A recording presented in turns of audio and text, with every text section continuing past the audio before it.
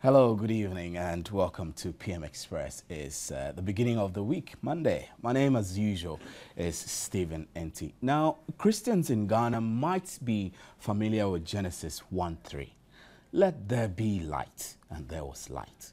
The country has been on this pursuit since its own genesis at independence, and it has not been an easy task. Some 50 odd years later, a disproportionate amount of Ghanaians are still in darkness. Those who have electricity have been on a decades-long roller coaster of uncertainty. One day, electricity is a utility to be taken for granted, and on another day, an almost forgotten luxury. Some years back, water levels at the Akosomo Dam drained so low that it wasn't able to turn the turbines to power the nation. The recent Dumso phenomenon was as a result of the destruction of the West African gas pipeline. When a ship dropped anchorage, we, and I mean Ghanaians, were promised an end to the load shedding by the end of last year, 2012. Another year, however, has begun, and surprisingly, we're being told that the load shedding continues. Why? We'll find out here on PM Express. Now, a recent fire outbreak at the Achimota substation in Jowulu in Accra during a downpour rendered many homes in the capital in darkness, thrown into darkness. What may have caused this, and what is the extent of damage? We'll find out. Tonight on PM Express, we will engage the power brokers in Ghana to find out why we keep chasing receding targets. I mean, when can supply start to meet demand? And is it time to look at a plan B when it comes to the West Africa gas pipeline? And how feasible is it for Ghana to produce 5,000 megawatts of electricity by close of 2015? Well, in the studio tonight, I'm expecting the Samuel Fletcher, who is the Volta River Authority, who is the spokesperson for the Volta River Authority. And right now, I have with me Tete Okain, Director of Operations at the Electricity Company of Ghana. Later on in the show, as the discussion progresses, we will be joined on the phone by Albert Kwenu, who is the Public Relations Officer of the Ghana Grid Company. Ms. Okain, it's great to have you in the studio. So let's get it straight. Electricity Company of Ghana, what exactly is a problem that this company has, that it is unable to supply a sustained and reliable power to majority of Ghanaians? Why? What's the problem, really? Well, I would say, I think generally, if we look at statistics, generally, the power is on most of the time. Really? Yes, if we look at the statistics. But for us, even for 5 minutes outage to a customer, it is bad. So we are not satisfied when power goes off to our customers. But there are a number of factors. I think we've gone through this. It could be, sometimes we have problems within our own network. You know, we are a distribution company. We have a very large network, widespread. And you can get problems at any time, one way or the other. So the problems are, I mean, you attribute the problems to logistics or money or what? I mean, I don't quite get it when you say most of the time we have power on. It doesn't look like that is the case, really. Well, if you do the statistics, you get analysis, 99.something% of the time, averagely, the power is on. But like I said, even for somebody to go for 1 minute, we are not satisfied. Our aim is everybody should stay on for 100% of the time. So that is what we are working towards. Logistics can be a problem. You know, It it's can, but you're not certain that it is a problem. no. I'm just trying to make a point. We have a population growing. Our cities are growing. Urban areas are growing. It means you have to get power to supply all these areas. Sometimes you have not planned for this sort of growth, and then people just start expanding the network on their own, which is not correct. Then you see the quality of power which goes there is very bad. You've planned for 10 people, maybe 20 people on it. So the power keeps going off all the time because it's overloaded at whatever end it is. But to start with, if we are planning in this country, we plan our towns, cities. Once we start the plan, we look at all the utilities which will go with it. And then we make sure that as we go along, we develop this infrastructure together with the housing, etc., as they come in. When we do this and we know in advance, then we can plan for these things. Fine, you can have your plan. Then the next thing is, do you have the money to execute your plan? And that one also can be a problem sometimes. Because for us, how we get our money, maybe from donor agencies. You know, this power infrastructure is a long-term project. So when you are doing those things, you need long-term funding. You don't need money which you have to pay within a year or two, because the infrastructure will give you your money over some 20, 25 years. So to get the money to do these things is not very easy. The sole owner is the government of Ghana. It means government will have to put in the money if it cannot get any other source for it. And we all know there's competition for government money from all sectors. So it has not been very easy. But as you know, in the area of generation, government has allowed private companies to come in. There's private-public partnership. You know, VRA has partnered other people. We have the TICO and other companies in Takoradi. There's the Suna Sogre plant, which is privately owned. Then recently, we have the Senate plant, which is owned by Senate. These are all coming to help with the generation so that we'll have enough power to go around. Then the other thing is we have Gridco also in the middle, who are the transmission company. So for us at the end, apart from us having problems within our network, if there's any problem with Gridco, we are also affected. If there's any problem with generation, it also comes down to us because we are at the bottom end. So. Okay, so I'm told that we're joined on the line now by Albert Quino, the Public Relations Officer of Gridco, for some insights into this problem. So, Albert, it's great to have you on. How are you, sir? I'm fine, and you? I am fine, thank you. And my regards to your panelists. Right, thank you very much. So, what we are discussing is the challenge of supplying sustained, uninterrupted power to Ghanaians. What seemed to be the problem? Is the problem at the generation end or at the distribution end? What is it that makes Ghanaians have to now and then bear the difficult challenges of on and off systems that we're experiencing currently? We've had challenges as individual members of the utility chain. We in Gridco have always admitted in the past that we have challenges with obsolete equipment and therefore the need to re-engineer the whole transmission network.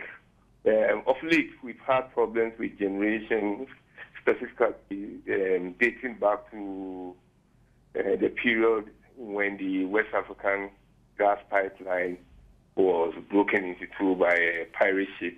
Even before then, we've had problems of intermittent gas supply from the West African gas pipeline, and the ECG itself has problems, even with the immense investments it's making into the system. It still have problems with getting all the communities connected. So yes, we all have our challenges, and would admit that we're doing our best to overcome them and provide efficient power delivery to our customers. Right. So let's talk, for example, about this weekend's fire at the Joel substation. What triggered this? Are you able to tell us? Immediately, our suspicion is that it was as a result of lightning striking the transformer. Those who were in the Yowli area when I arrived there informed me that the rains came with a lot of lightning. And immediately, that's what we're putting our finger on. But in spite of that, we still, as an engineering institution, going to investigate to find out exactly what caused the fire on the transmission, on the transformer. Right. So, I mean, it means that now, as we speak, you don't exactly know what caused the fire. Honestly, you're just speculating that it could. We are speculating. It could be lightning. It could be light. Right. So, I mean, for a company like Gridco, I would have thought that there would be preventive measures against such, you know, I don't want to call them environmental disasters, but if you are operating a power generation plant,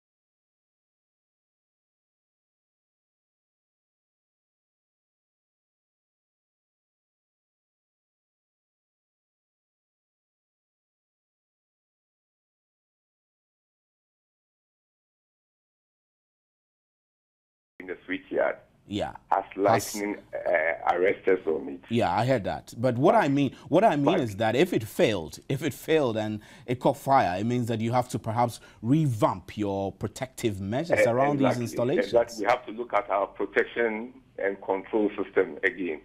Right, and that is exactly what we will do if the result of the investigation points that. You see, every time we have an incident on the system, we use it to reinforce our maintenance regime. We use it to reinforce how we put protection controls on the system. So it's an ongoing thing. It happens once in a while, and immediately you don't leave it just like that. You investigate and see how you can use the results of the investigation to reinforce your system. Okay. And that is exactly what we will do. Okay. So reports we've had is that the transformer, it's going to cost over $1 million to replace. Can you confirm this? Usually transformers of that rating cost around that figure. And does Gridco have the money for that, or you're going to depend on your insurers? We've insured every equipment we have. At the same time, we have spare transformers in the system.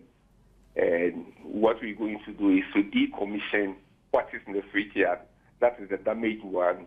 Remove it from the pad and transport the spare from Tema to Achimota to effect that. Okay. Now, 2013 has started already. I mean, we've been told that we should expect power rationing up to the end of April or so. With this, I mean, does it cut back your expectations with this, I'll call it accident? Do you expect that power generation and distribution is going to suffer a bit more apart from this rationing that is ongoing? Sunday and yesterday, the weather was good. So even without the damaged transformer, we're able to mix the load. First, because it was a weekend. Secondly, because the weather was good as a result of the rainfall.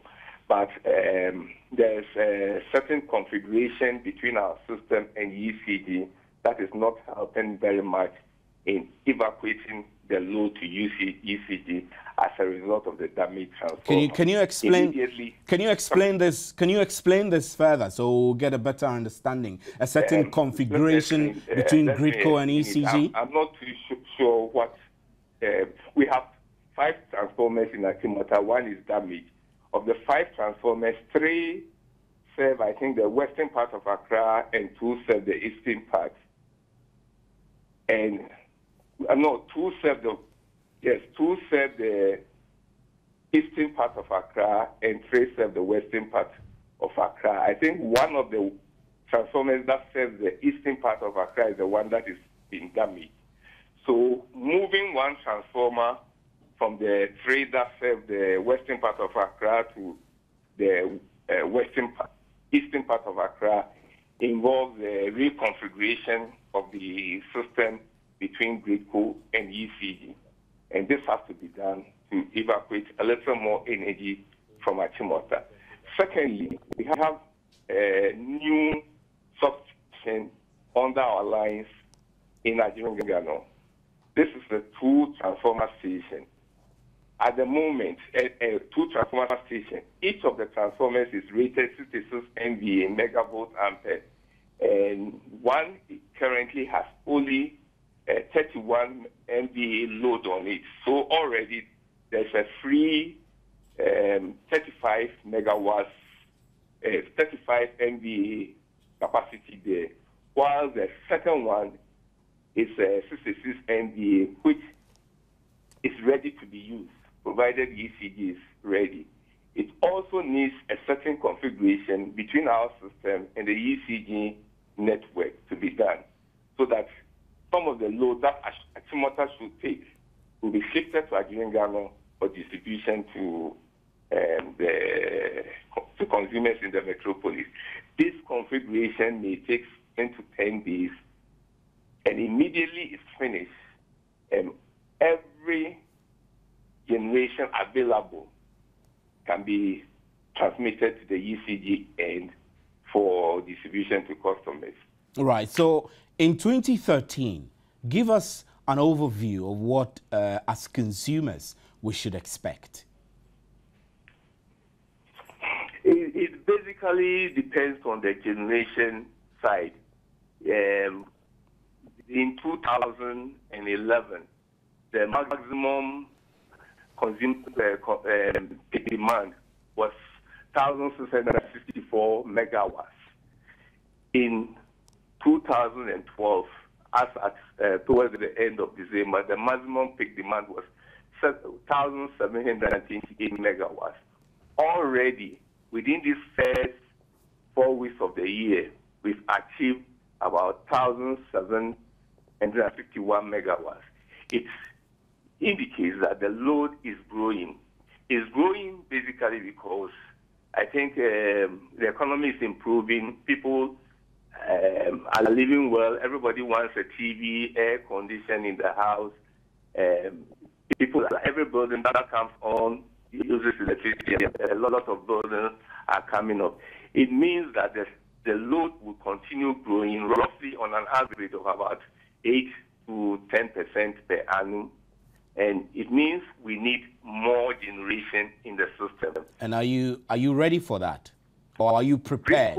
RICO anticipates this thing. So our systems are being developed ahead of this. I told you we have a new substation in Ajungano. It's a 2 transformer substation. That's the first phase of that project. The second phase, we're going to 2 more transformers to that substation. Already between 2011 and 2012, we increased the capacity of the Malam substation from a 2 transformer substation to 4. Within the Tema area, I can assure you, just behind Valco, we're developing a substation there called Smelter 2. These are timed. Our projects are timed ahead of upcoming generations, so that the generator doesn't produce before we get ready to evacuate. We are ready to evacuate before the generator gets ready. One good example was Asogli. We were ready before Asogli started producing. And the Smelter 2 project is there. As we wait the expansion of the Asogli project. In Kumasi, somewhere behind the KNUST, we're developing a substation. So we have a lot of projects ahead, anticipating every generation. The latest thing we're doing for Bui is a substation in Kintapo with the support of government. 2013 looks good from your estimation. Yes, that exactly is what I'm saying. That in our work, we move ahead to anticipate generation. So you don't expect anybody to invest his money in this country and start producing electricity when we will not be ready to transmit to the electricity company of Ghana. Right. We're ahead of this. Right. Okay. Thank you very much, Albert Kweno, PRO of Gridco. It's a pleasure. We're grateful for your time. We will take a short break and we'll be right back. Stay with us.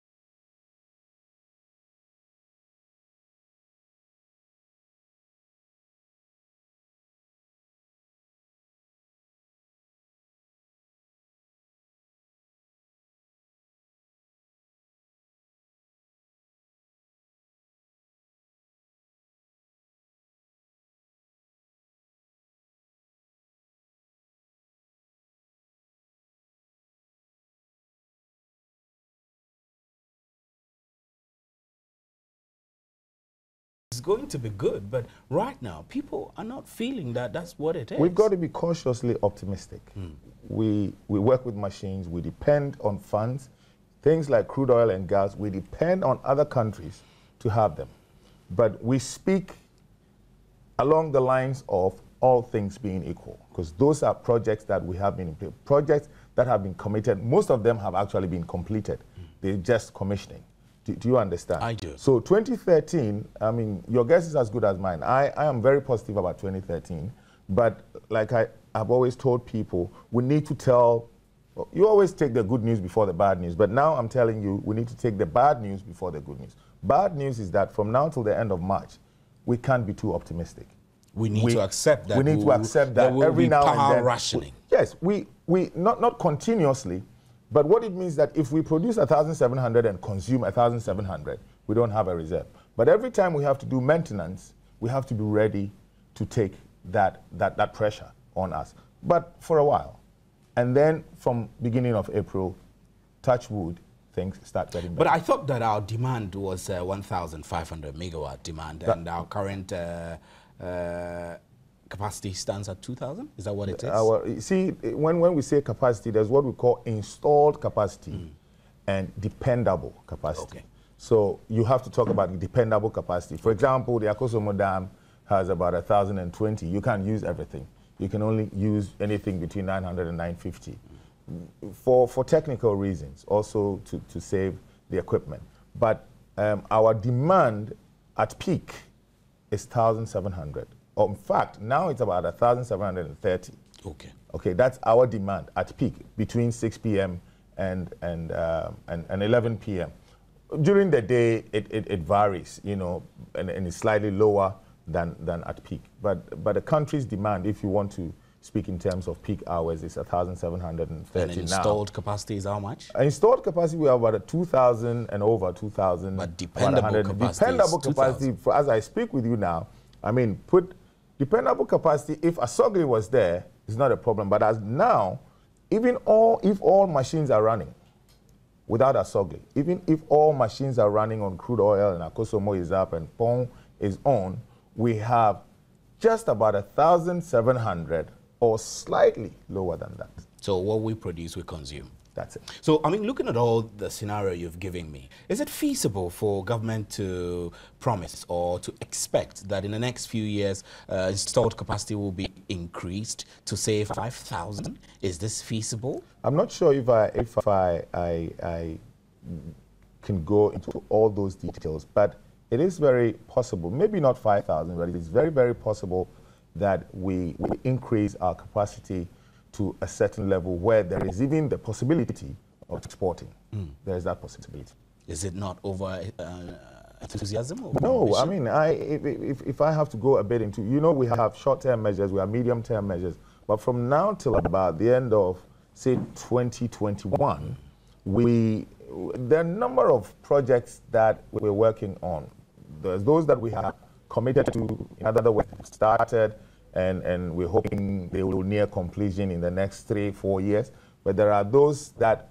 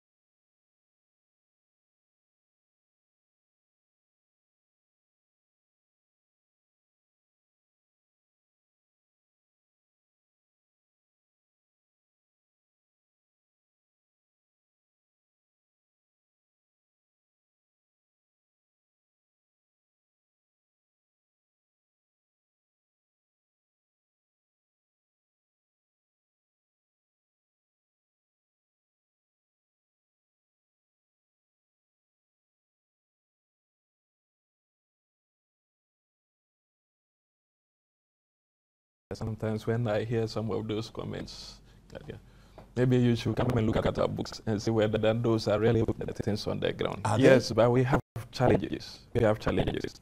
Illegal connections are there. But one thing we keep telling people, any opportunity I get, I always talk about. If you find any illegal connection, report to us.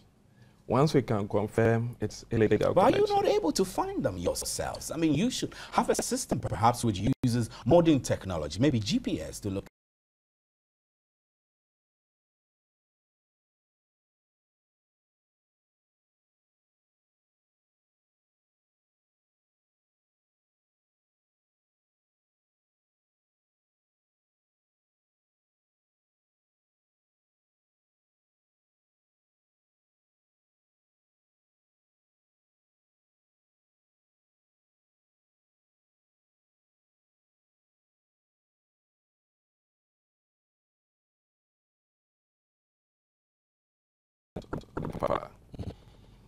Those things which we are going into now, so that then we can, it's a more scientific way. Let's take an area, a sprawling area, Kaswa, Botiano area, those new developments springing up. It's time for you to decentralize your operations to make it possible for decentralized to make more, to find new connections easily and improve your service. Well, our services are decentralized. You mentioned Kaswa, you mentioned Botiano. We have district offices in those areas. Within our operational area, we have 79 district offices, Okay. which help with our work in all the different areas. So, like I'm saying, we count customers by the number of meters. Okay. As of now, we have our 2.5 million customers. And 2.5 million is not a small number. You're collecting enough from these people? Well, what the tariff we have is what we are collecting, and we are doing our best to collect. How much all are the you money. collecting, for example, in a year? I cannot give you absolute figures as I sit, but at least we collect in the region of, sometimes we collect 100%, 100%, sometimes 95%. It varies. So do you want tariffs to be increased? Will that help you operate better? It would definitely help us to operate better because your operations are limited by the amount of money which you can get. So there are certain things you need to do, but then you don't have the money to do it. So the quality, the reliability of the power which you give to your customers suffers. So certain things, you're saying certain things you have to do. Certain things like what? I mean, You know, initially when we talk, I talk about expanding to meet the expanding network. Well, that's money you need to invest. If you don't have that money, there's nothing you can do. who's responsible for giving you that money? Well, the shareholder and also consumers? from the tariff. Because the tariff should have enough for you to get something back and to invest into the... Right. So it means that the ECG perhaps is not very happy with the Public Utilities Regulatory Commission for perhaps not suggesting or recommending an increase in tariff. You don't have a say in increasing your tariffs, right? Do you? Well, we make projections for them. They also look at it, look at our performance, and then we agree on something. That is what we do. But definitely, if we had a better tariff, we will be very happy because it will give us more money to do more things. Right. So I'm still on ECG because Sure. I know that you are at the distribution end, so we should put everything at your doorstep. How are you detecting illegal connections? I've said this over and over. I'm keen because my understanding from a layman's point of view is that illegal connections, or perhaps connections which are not metered, form a chunk of the loss of revenue for electricity company of Ghana. How are you plugging that? Well, I don't know if you've heard that we have a project going on within the Teshin area where we put meters on the poles. Unrealistically, you put the meters on the streets. It's not in the unrealistic. people's outside their homes. It is not in the middle of the unrealistic. night, if there is an emergency, how do they respond? Well, there is a Or the unit. remote access? There's a unit which you can put within the house, and you can read whatever is on the meter in the house. But then when it is on the pole, there's no way for you to bypass that meter. That is also, it helps us to check losses by bypassing the meter, and it always also gives us our money up front to help. That is something which we are doing within the tertiary area. We are doing. We are moving to the Botiano area to do the same thing, and we'll continue within the western part of Accra. as we go put the on, meters on the streets. well, not necessarily on the streets. I wouldn't be happy. I live in an area where everybody has a meter in his or her house. I wouldn't be happy if I get a knock one morning, king, at my gate, and the electricity officer says, no, we're coming to migrate your meter from the side of your wall to the pole by the street side. I will rebel. You should expect that. You don't work on the meter. Do you work on the meter? But I recharge my units. No, but we'll give you a unit which you can recharge, and you can also read whatever is left on your meter. Is this done in connection with VRA? No, really. I'm just trying to understand the common sense. So I need to understand the meter, that I will be livid if I came and you're migrating my meter to no, but you have a unit which you can put within your house, and you know how much units you have there. When you want to recharge, you recharge using that unit. So basically, what you need that connects to the meter. What you need is to be able to say how much you have left and whatever you are putting in. The meter itself, it shouldn't be a problem. But I remember that when the issue came up within the Teshi area, we had a lot of people complaining that with an area where there is an increased incidence of robberies, I mean armed robbers and thieves, petty thieves could just smash your meter by the roadside and then your whole house is out and they can rob you and you are powerless. Did you think about those? That was what came up, but have we had any incidents of that? Must you wait for such an incident to come because before the way you are proactive? The meters are put in certain casings before they are put there. So it's some sort of protection which we've already provided for those meters. Right. So, Mr. Fletcher, let me bounce back to you. What is the relationship between the Public Utilities Regulatory Commission and the generators and the distributors of power? Oh, basically, they regulate the pricing for the utilities, and including water and a few others. But otherwise, they really play a key role in making us survive in business, if you like. And Mr. Tetokan has already mentioned the tariff issue. If I may say this, for example, the last time we had a tariff review was almost 2 years ago or so. I mean, if you can, a major review. What it means is that, for example, the last year, 2012, we were working with tariffs that were, proposed and implemented based on gas prices, natural gas prices. But most of the year 2012, we have had to run on crude oil, double the price, but we have had to depend on half the cost that we really incur. So you're operating at a loss? At a loss, completely. Okay. Do you understand? But then it is a chicken and egg situation. You want great service, but you're saying, give me great service before I pay for it. Do you get it? So, but that's fair, is it not? No, what is it like? Is it like I pay for great service so that I get it? Or that, how do I give you great service when I don't have the money to give you? Do you understand? So that's what it is.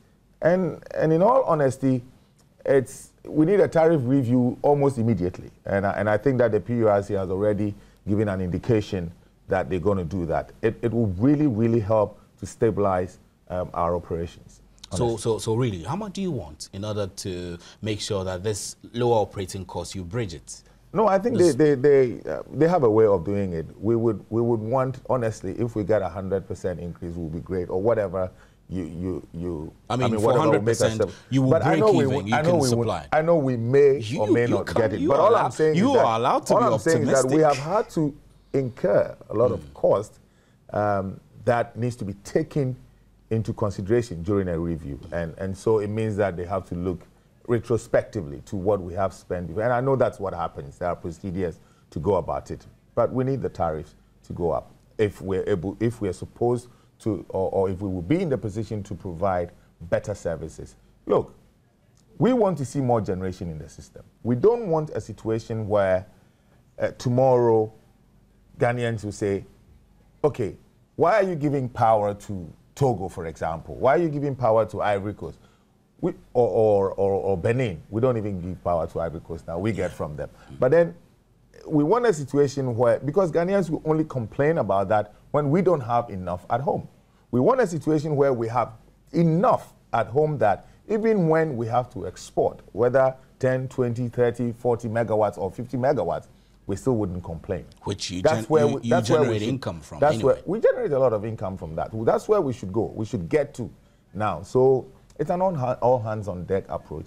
And I think we need a central entity that will say, hey, guys, come around. What's your problem? What's your problem? Let's try and solve it. Now I'm very much hopeful that the current government, I mean, having interacted with the president at that level, I had that sense, the feeling that we will get that great leadership that we're looking for, so that we solve this national problem. This is a national issue, my brother.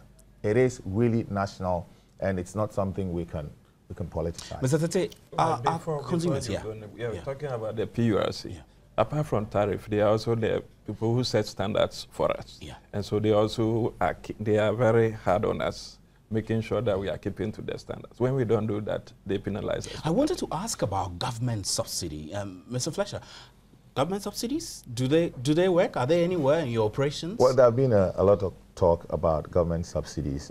Others have said remove them, others have said, but I may not be able to go into those details. Let's talk about the scenario where there are government subsidies. Do you receive enough? Maybe Does government subsidize Mr. Tetokai is better placed to well, talk I think about we'll pause on that and we'll take a break, and when we return, we'll explore deeper into that. My name is Stephen Enti, and I'm here with Sam Fletcher and Tetokai. Stay with us. Welcome back to PM Express. I'm here with VRA and ECG. You can throw us more of your questions and we'll be very glad to read them. You can send us text 1760, post your Facebook comments on our Facebook walls, facebook.com/Joy News on TV. I have some of them though coming in. I'll read a couple of them. Richard Doe says that the president made a promise, and what happened? We must be bold to tell the truth. Long live those who trust in Jehovah. And Adam Floppy says that I think the power rationing in Keta and the Volta region alone is too much. Why is it so? I'll put that question to ECG. And then Isaac Badago says that I'm afraid of recent fire outbreaks. What's the cause?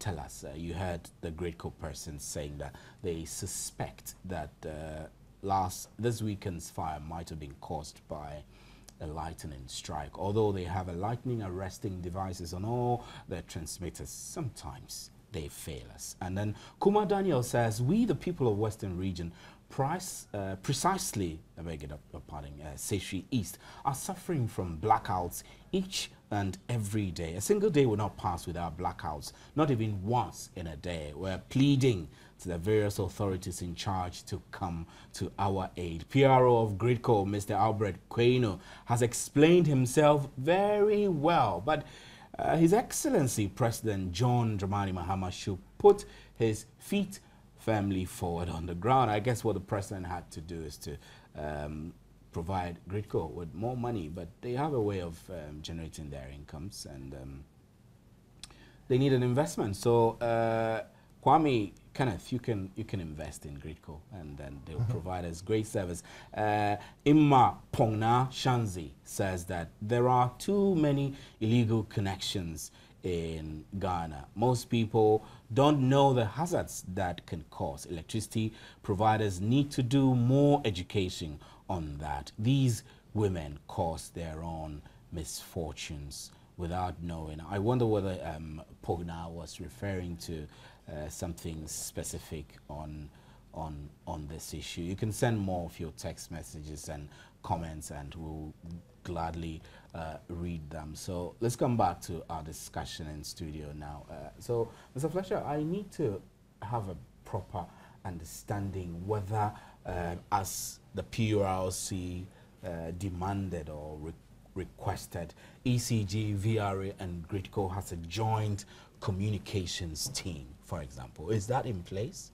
We do. We actually have regular meetings, not just at the communications level, if you like, not my colleagues in PR, you know, not just that. We do meet and we do communicate constantly. I mean, if I have an issue at generation, immediately I'll call them. So many ways, either send a text, depending on the kind of problem, either send a text message or email or let's meet or phone call, you know. But again, also at the apex, and what I mean is that my chief executive and the heads of the other utilities also have a regular meeting, sometimes teleconference, they do. And then at Mr. Tetewokan's level, there's the operation people, mostly, you know, coordinated by the GridCo, because that's where the transmission center is. So between GridCo and ECG operators, and every now and then between our engineers at generation, there is that constant interaction. Sometimes also the Ministry of Energy actually calls such meetings, and then we meet and devise a way forward. So there is that constant interaction from both players. And so even without PURC demanding it, every now and then PURC also calls a meeting. I mean, I beg your pardon, I should have mentioned that, but yes, they do. Yeah. But like I said, even without the PURC, I mean, for purposes of providing a better service, purposes of understanding the challenges that we have, the purposes of being able to be at par and be on the same level, or be sing from the same page, if you like, we need to be able to inform each other. So that's what we do. Right. Mr. Tate, the reason I asked that question was that last year there were lots of blame games. I mean, GridCo will blame ECG, ECG will blame GridCo, and then VRA is looped in at a point. I mean, it didn't create the impression to the average Ghanaians that really the power brokers knew what they were about, really. I mean, is this year going to be the same? Bite me, I bite you? Well, okay, we realized that that was the way it seemed to the public, but that was not really what was going on. Really? So what was going on? Because sometimes you try to explain exactly where the problem is coming from, why we have to do load shedding. Yeah. And then, but we have accepted. We are the last people who meet the customers. Yeah. So we'll tell you this is the situation because of so and so. Maybe not enough generation, or maybe problem in transmission, or problem within the distribution. You have something but I think I can add to that. I mean, in all honesty, and don't take it personal. Yeah, sure. I think that our media friends put a lot of spin on these things, you know. And just recently, some 2 or 3 days ago, I realized that myself and my colleague at the Ministry of Energy having played, and this was done by multimedia. Really? I have to blame How you did we play you? But I said, somebody speak to my colleague at Ministry of Energy about when are you going to get crude oil? And he tells them, in 5 days, we will have enough crude oil levels to be able to operate. They speak to me, when is Dumso going to be over? And I say, by the end of March. They pick my answer, they pick his answer and say, and run it along. And run it along and say, the ministry says in 5 days, and then VRA says in 3 months. But you asked us 2 different questions, do you understand? So the spin doesn't help any of us. You think media coverage should be... Yes, here's what we do. If I'm speaking to you about current energy situation, I can only speak from the generation perspective. My colleague from GridCo can only speak from the system management, the transmission perspective. And then Mr. Okan here will speak from distribution perspective. Now, we are all addressing the same issue, but from different angles. So it different angles to improve efficiency? Exactly, that's what it is. So if I'm telling you there's load shedding, for example, I can tell you that we don't have enough generation in the system. We have a deficit of 100 megawatts, for example. But you can't ask me which areas in Accra will go off. I wouldn't have an answer for you. So I tell you, speak to Mr. Tetewokan, because they have the nitty-gritties of the load shedding program. I mean, it doesn't mean we are blaming each other. We don't do that at all. So let me quickly talk about the zero flaring policy that Jubilee Field were expecting to have gas to help power generation. I don't know whether I'm using the right term, but gas, the gas we're expecting from the Jubilee Fields, how soon is it coming, and how will that help in power generation, for example? It will help in power generation, definitely. It means that we're getting gas close by, and this is Ghana gas, so... wouldn't have to depend on West African gas pipeline. Depend on somebody else's gas. But question is, when is it going to come? Maybe that question is best posed to the Ghana So gas it means company. you're not planning but around that in the meantime. we will be very happy if it comes, but currently we You have to be realistic and deal with what I think that realistically we will have Nigeria gas coming in before Ghana gas comes in. Right. Yeah. So, Mr. Tateo Khan, I'll give you a final word. Well, what I would say is we need to conserve energy. Conserve. We need So to everyone, conserve your energy. Yeah, because we don't have enough to pass around. No. and I'll tell you what waste. Egypt has done. I'll tell you what Egypt Yes. has done. They have energy crisis, and you know what?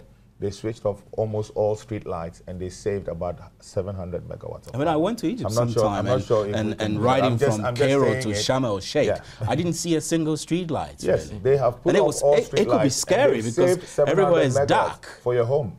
Can we do that? Well, I'm sure you guys will make a lot of well, noise I mean, about that. I'm looking forward to driving in total darkness because we want to save power. My name is Stephen Enti, and I was gladly joined by Samuel Fletcher, who is the Director of Corporate Communications, Volta River Authority. Tateo Khan is Director of Operations at ECG, and we were joined on the phone lines by Albert Queno, PRO of Gridco. Join us again tomorrow for another interesting edition of PM Express. Good night.